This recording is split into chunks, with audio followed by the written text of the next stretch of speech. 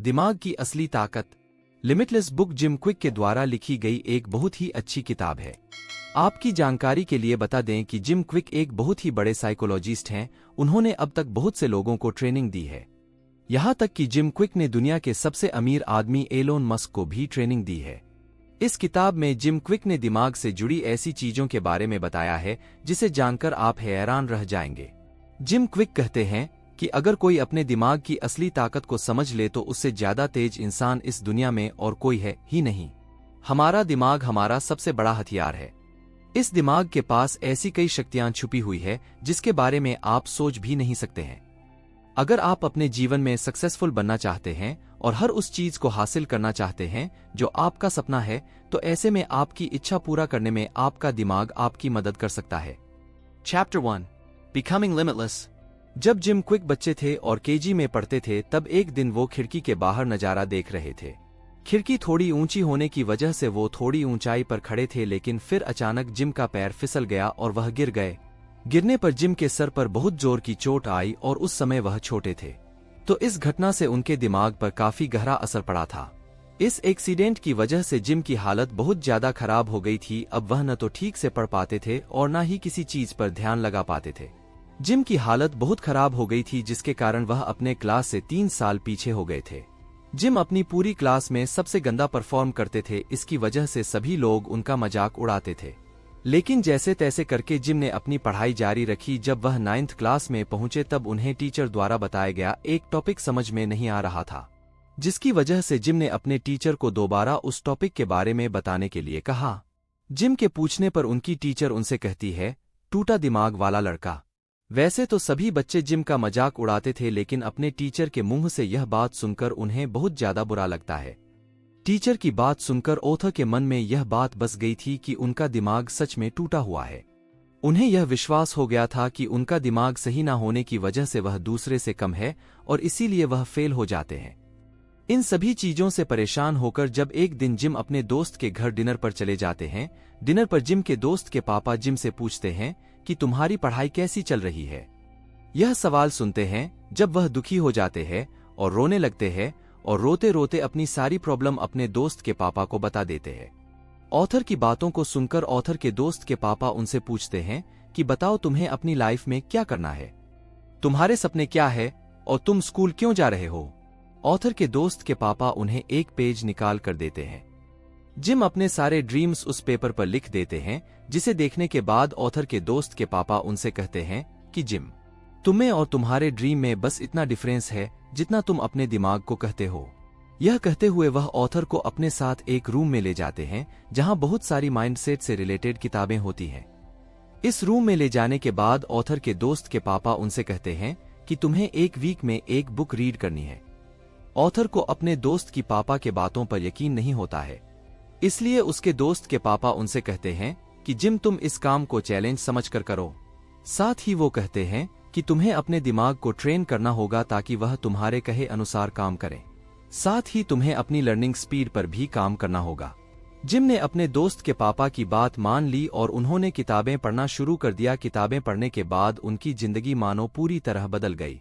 Gym को यह समझ में आ गया था कि अब तक उन्होंने अपने दिमाग में खुद ही लिमिट सेट कर रखी थी। इसीलिए जिम कहते हैं कि अपने आप को किसी भी तरह के लिमिटेशन में बांधकर नहीं रखना चाहिए। अगर आपको लगता है कि आप कोई काम नहीं कर सकते, तो आप अपने दिमाग को यह बता रहे होते हैं कि वो काम आपसे नहीं होगा। इसीलिए अपने बुक के पहले चैप्टर में ऑथर कहते हैं कि आपको खुद को लिमिटलेस बनाना चाहिए। खुद को लिमिटलेस बनाने का मतलब यह नहीं है कि आप में अलग से पावर आ जाएगी, बल्कि इसका मतलब है कि आपको अपने दिमाग में से किसी भी तरह का लिमिटेशन नहीं रखना है। अपने दिमाग से लिमिटेशन हटाने के लिए ऑथर एक तरीका बताते हैं। सबसे पहले आपको अपने लिमिटिंग बिलीफ्स को नाम देना चाहिए। जब आप अपने बिलीफ को नाम देंगे तब वो सिर्फ सोच नहीं रहेगा, आप समझ जाओगे कि आप किस तरह से सोचते हैं। अपने बिलीफ को नाम देने पर आप अपने थॉट से भी बात कर सकते हैं। अपने थॉट को समझने के बाद आपको यह देखना होगा कि कौन सी चीज है जो आपको आगे बढ़ने से रोक रही है। इस चीज का पता लगाने के बाद आप देखिए कि दूसरे लोग भी आप जैसा ही सोचते हैं, उन्होंने अपने आप को इसी से बाहर कैसे निकाला। मान लीजिए आपको लोगों से बात करने में दिक्कत होती है, आप ऐसे लोगों के बारे में पढ़ सकते हैं जिन्हें आपके ही जैसे कोई परेशानी थी लेकिन उन्होंने कोशिश की और इस परेशानी को दूर कर दिया। 3. जब आप यह दोनों स्टेप पूरा कर लेंगे तब आपको नया बिलीफ बनाना होगा। यह प्रैक्टिकली पॉसिबल है क्योंकि आपको पता ही होगा जो हम अपने दिमाग से कहते हैं हम वैसा ही बन जाते हैं। इसीलिए आपको खुद को कहना है कि आप पहले से बेहतर इंसान हैं और आप हर चीज कर सकते हैं जो आप करना चाहते हैं। Chapter 2 motivation. इस चैप्टर में ऑथर मोटिवेशन से संबंधित कुछ बहुत ही रोचक बातें बताते हैं। ऑथर कहते हैं कि लोग मोटिवेशन के पीछे तो भागते हैं लेकिन असल में उन्हें मोटिवेशन का असली मतलब पता ही नहीं होता है।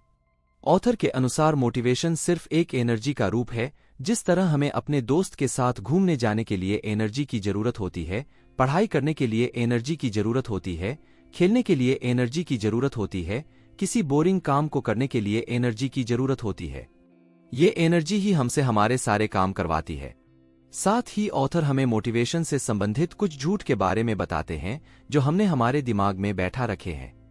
पहला झूठ, मोटिवेशन फिक्स्ड होती है, जबकि असल में ऐसा कुछ भी नहीं है क्योंकि आप मोटिवेशन को अपने अनुसार बढ़ा सकते हैं। बस आपको यह करना है कि जिस काम को करने के लिए आपको मोटिवेशन की जरूरत है आप उससे संबंधित सारे नॉलेज पहले ही गेन कर लीजिए। दूसरा झूठ, ऑथर कहते हैं कि अपने दिमाग को बेवकूफ बनाने के लिए जो झूठ हम खुद को कहते हैं वह है कि मोटिवेटेड रहने के लिए हमें अपने काम को एंजॉय करना चाहिए, जबकि सच्चाई इसके बिल्कुल उल्टे हैं। आपको काम को एंजॉय करने की जगह उस काम को करने के लिए बड़ा रीजन ढूंढना होगा, और जब आपके पास उस काम को करने के लिए एक बड़ा रीजन होगा तब आप उस काम को करते चले जाएंगे। मोटिवेशन इसी तरह से काम करता है। तीसरा झूठ, सबसे बड़ा झूठ जो लोग अपने मन में मोटिवेशन को लेकर रखते हैं वह है या तो लोगों को किसी काम को करने का मोटिवेशन रहता है या तो नहीं रहता। ऑथर कहते हैं कि इससे बड़ा कोई और झूठ हो ही नहीं सकता है क्योंकि मोटिवेशन ऐसी चीज है जिसे आसानी से क्रिएट किया जा सकता है। मोटिवेशन क्रिएट करने के लिए आप जिस चीज के लिए मोटिवेटेड होना चाहते हैं उस चीज के तरफ छोटे छोटे स्टेप्स लीजिए और यह छोटे छोटे स्टेप्स आपको आपके काम पूरे करने में मदद करेगा और आप बिना कुछ किए ही मोटिवेट हो जाएंगे। अगर आप मोटिवेशन के फार्मूला के ऊपर गौर करेंगे तो आपको कुछ इस तरह की चीज देखने को मिलेगी। ऑथर कहते हैं कि अगर कोई किसी भी काम को करने के लिए इन 3 चीजों को क्लियर कर लेता है तो उसे किसी भी तरह की मोटिवेशन की जरूरत ही नहीं होगी। आसान शब्दों में कहें तो मोटिवेटेड रहने के लिए आपको एक बड़े लक्ष्य की जरूरत होती है, फिर उस काम को करने के लिए आपको एनर्जी की जरूरत होती है और फिर अपने लक्ष्य के तरफ छोटे छोटे स्टेप्स लेकर आप अपने लक्ष्य को पूरा कर सकते हैं। इसीलिए मोटिवेशन के पीछे भागने से ज्यादा लोगों को मोटिवेशन खुद क्रिएट करने के बारे में सोचना चाहिए। जिम क्विक यह भी कहते हैं कि असली मोटिवेशन बाहर नहीं बल्कि अपने अंदर होती है और इस मोटिवेशन को पहचानने में यह तरीका सबसे अच्छा माना जाता है। Chapter 3 focus. फोकस के बिना सभी चीजें बेकार है। चाहे आपका दिमाग कितना भी तेज हो जाए या फिर आप कितने भी मोटिवेटेड हो जाए, लेकिन अगर आप में फोकस की कमी है तो आप कभी भी लाइफ में अच्छा नहीं कर पाएंगे। इसीलिए जिम क्विक अपनी किताब में फोकस को बहुत इंपॉर्टेंट कहते हैं। उनके अनुसार दिमाग का असली काम फोकस ही है। फोकस में इतनी ताकत होती है कि इसकी मदद से कोई भी आसानी से अपने सारे ख्वाब पूरे कर सकता है। चलिए फोकस के पावर को इस एग्जाम्पल से समझते हैं। एक बार एक इंटरव्यू में वॉरेन बफेट से पूछा गया कि आपने अपनी लाइफ में अब तक जो भी चीजें अच्छी की है उसके पीछे का एक रीजन बताइए। इंटरव्यूअर के इस सवाल पर वॉरेन बफेट सिर्फ एक ही जवाब देते हैं और वह है फोकस। यह सवाल फिर बिल गेट्स से भी पूछा गया था और उन्होंने भी यही जवाब दिया कि उनके सक्सेस का सबसे बड़ा सीक्रेट भी यही है।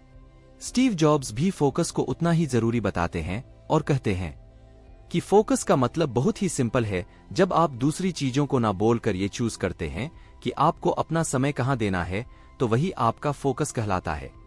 जिम क्विक कहते हैं कि फोकस ही सिर्फ एक ऐसी चीज है जो एक नॉर्मल परफॉर्मेंस को एक जबरदस्त परफॉर्मेंस पर अलग बनाती है। फोकस की पावर को समझाने के लिए जिम क्विक कहते हैं कि जिस तरह मैग्नीफाइंग के गिलास को किसी कागज पर रखने पर वह सूरज की किरणों को एक जगह एकत्र करके कागज को जला देती है, ठीक उसी तरह अगर आप अपना पूरा ध्यान एक चीज में लगा देते हैं तो उस चीज में आपसे बेहतर और कोई हो ही नहीं सकता।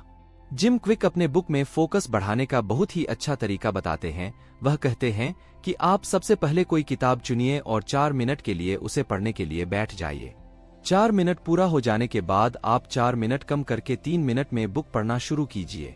फिर आप 3 मिनट से कम करके 2 मिनट में कीजिए और उसके बाद 1 मिनट में। इस तरह से अगर आप बुक रीड करने की कोशिश करेंगे तो आप फोकस करने की एक्सरसाइज प्रैक्टिस कर पाएंगे।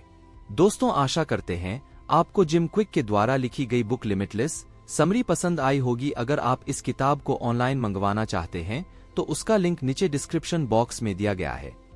दोस्तों, बुक समरी अच्छी लगी हो तो वीडियो को लाइक, शेयर और चैनल को जरूर सब्सक्राइब करें ताकि हम आपके लिए ऐसी ही इंटरेस्टिंग बुक समरी वीडियोज लाते रहे।